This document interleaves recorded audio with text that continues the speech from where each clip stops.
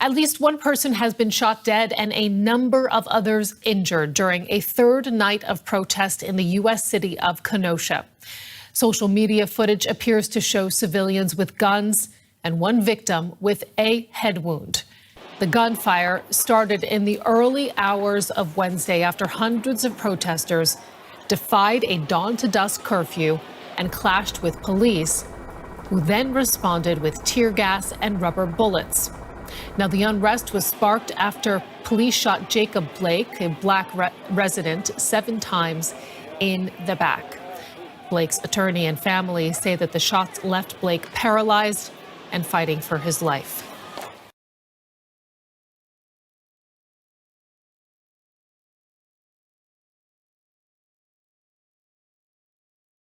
Speculations over North Korean Supreme Leader Kim Jong-un's grave health. The leader was seen holding a meeting with his party members. Kim Jong-un chaired a high-level political conference raising concern over the nation's coronavirus response. This is the third time that the Supreme Leader has held a conference of this nature. According to reports, Kim Jong-un lamented about the defects and poor handling of the coronavirus in the country. Before the leader reportedly got severely ill, the Supreme Leader admitted that North Korea's economy has not improved as he had hoped. In the recent past, there has been much speculation over the health condition of North Korean Supreme Leader Kim Jong-un. From him being reportedly getting infected with COVID-19 to being in a state of coma, however, we have received no confirmation from any North Korean official on the same.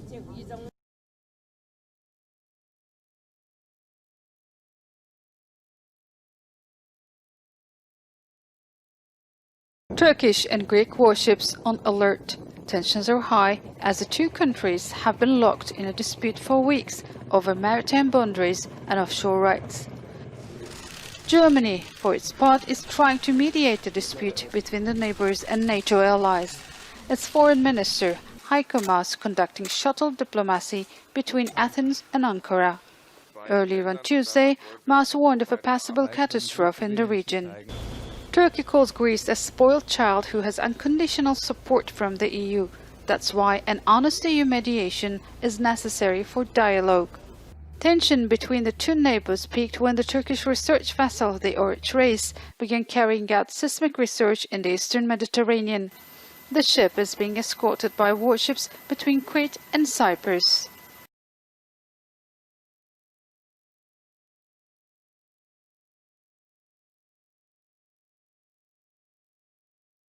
In an attempt to normalize relations between Israel and United Arab Emirates, top U.S. officials will escort an Israeli delegation to the United Arab Emirates in what will be the first ever commercial flight between the two countries. The first commercial flight will be taking U.S. delegation headed by President Donald Trump's senior advisor and son-in-law Jared Kushner and National Security Advisor Robert O'Brien to Abu Dhabi to normalize relations between the two countries. The flight also would indicate whether Saudi Arabia supports the deal or not. The Saudis have voiced lukewarm support and until now have not said whether they would allow the two countries to use its airspace for direct flights. Without Saudi consent, the flights would likely have to take a roundabout and potentially risky route around Yemen and through the Persian Gulf.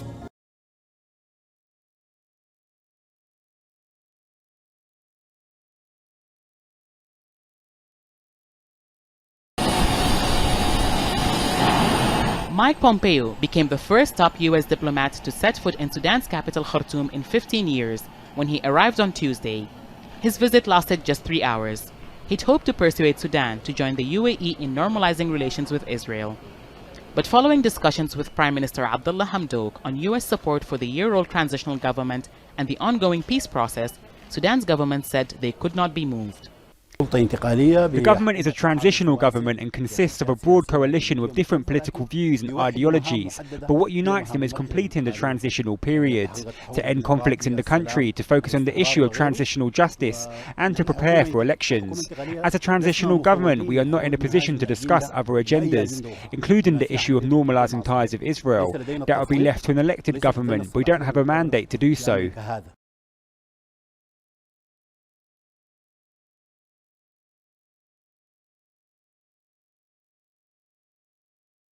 India is on its way to abolishing primary school teaching in English. Prime Minister Narendra Modi's cabinet has approved reforms which urge schools to teach in local native languages.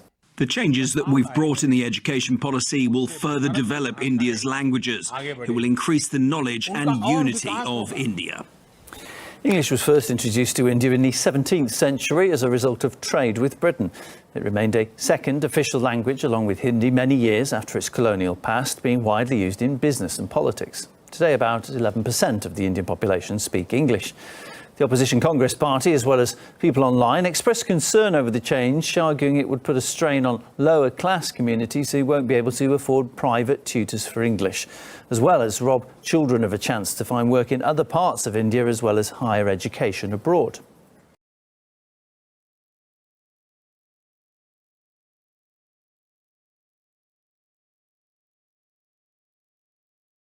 Well, just a desperate scene outside the funeral of a young man by the name of Nikita Kristvov, 28 years old, found dead hanging from a tree outside a police station, and not long after attending a protest against those police. Now, the police say there was no foul play involved. However, none of the family, none of the people we spoke to today believe that for an instance. Instead, they say it was because he was protesting. These protests have been taking place for 2 weeks now following contested elections in which protesters say the leader of this country, known as Europe's last dictator, Alexander Lukashenko, stole those elections in a landslide with more than 80% of the vote. However, it's very hard to believe when you see the sometimes hundreds of thousands of people turning out to the streets every day since those elections, suggesting that he has clearly lost legitimacy. They call him a madman.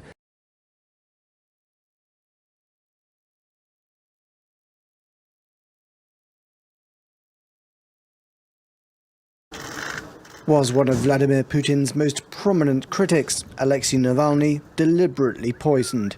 As far as the French authorities are concerned, there's little doubt. France expresses its deep concern at this criminal act perpetrated against a major player in Russian political life. France therefore calls on the Russian authorities to open a rapid and transparent investigation. The European Union and the United States have also said that if reports about Navalny's poisoning prove accurate, they will call for a comprehensive investigation and said that those responsible will be held to account. German doctors that are treating the Russian politician and prosecutor say their clinical findings indicate poisoning with a substance from the group of cholinesterase inhibitors that covers a broad range of substances that are found in several drugs and also pesticides and nerve agents.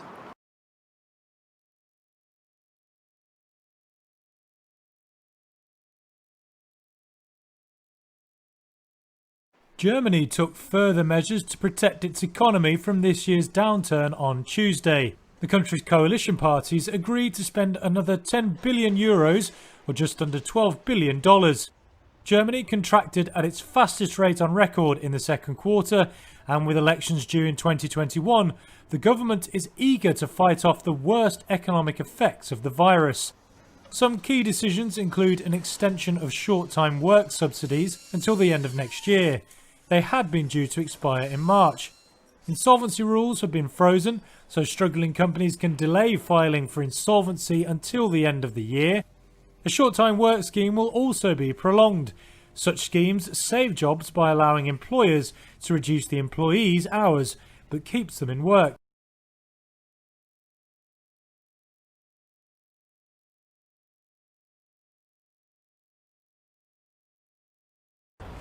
All along the Gulf Coast, they're preparing once again for the worst.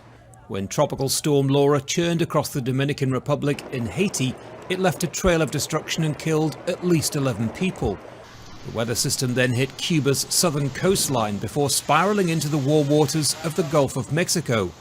Now a hurricane, it's expected Laura will strengthen, potentially to a Category 3, before slamming into the coasts of Texas and Louisiana. States of emergency have now been declared in many low-lying communities as the National Guard deploys troops and equipment to prepare for what could be a major hurricane.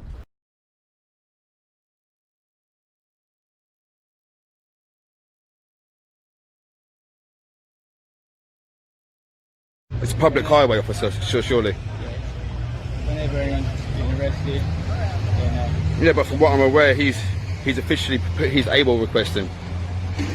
So thus he shouldn't be arrested. No, as I know, he hasn't. I got from military family, he requested his AWOL request before he come down here. Thus he's not breaking the law. He's protesting everyone else can. Under RMP's jurisdiction, not myself, so... It's a public highway, sir. Take him away. That's what you call a brave man. That's a proper soldier. Good luck, bro. Good luck, son. Keep your head up, yeah? Good luck.